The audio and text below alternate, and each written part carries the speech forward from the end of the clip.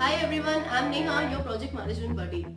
CAPM, Certified Associate in Project Management, is an entry-level certification that project management aspirers can take. So by doing this certification, you will understand the basic technical fundamentals of project management, such as process groups, knowledge areas, and you will also be able to speak project management language at your work.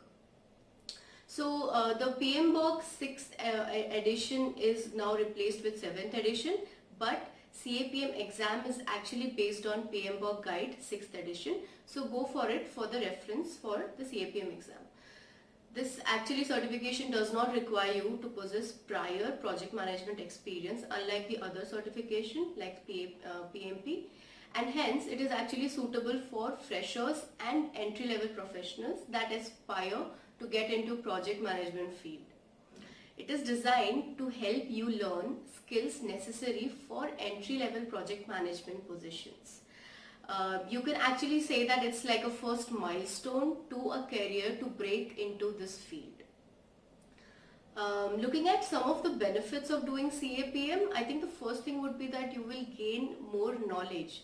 By saying that, I mean you will lay the foundation necessary to tackle project management career with more confidence and make a name for yourself in an in-demand field. Second thing could be that you will lay a foundation to increase your credibility, that is to boost your reputation and set yourself apart from other entry-level job applicants. And the third thing is you're going to lay the foundation for the PMP examination if in case you plan to do it in some years down the line. So this exam contains 150 questions, out of which 15 are pre-test, that is unscored questions to test the validation of future exam questions.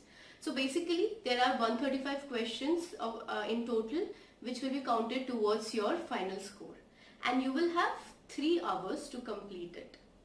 Again, I'm saying PMBOK 6th edition can be the main reference for this exam. Now, what are the prerequisites for this exam? So first thing is that you need to have a secondary degree, which can be a high school diploma, associate degree, or anything which is globally equivalent. And the second thing is you should have 23 hours of project management education, and it can be something which is completed by the time you sit for the exam. So you can go for some of the online or the offline courses for this. Now I'm going to be sharing some of the tips and tricks to crack this exam. The first thing is time commitment. So by saying that, I mean that you need to make your calendar available for a daily study of PMBOK. Long gaps like a gap of 3 to 4 days between the study is actually going to distract you from giving the exam, and you might actually not be feeling confident based on your study to go and sit for the exam.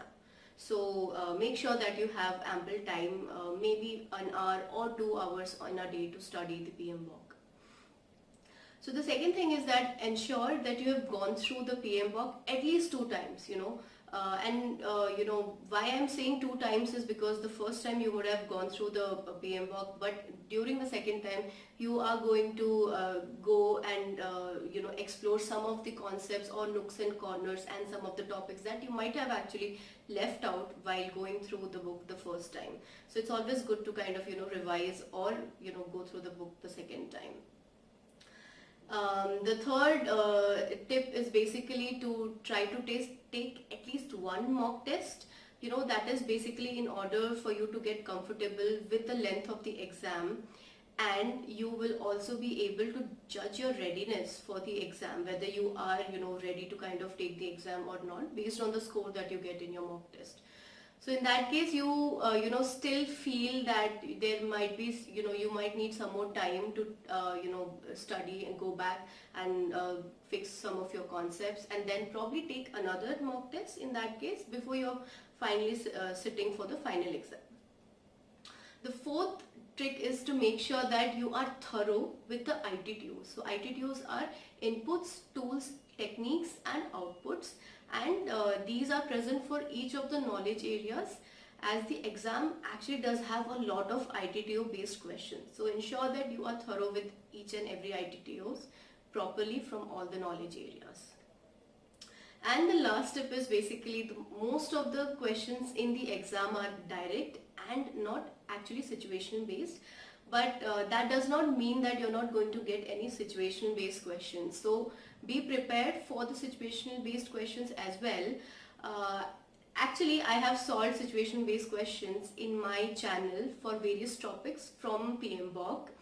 So you can actually go and have a look at how do you solve or tackle such situation based questions. These problems are basically for PMP exam, but then you can at least look at these questions to devise a way of solving these situation based questions, in case you get these questions in your CAPM exam. Thanks for watching. If you found this video helpful, do give it a like, share and comment and subscribe to my channel below.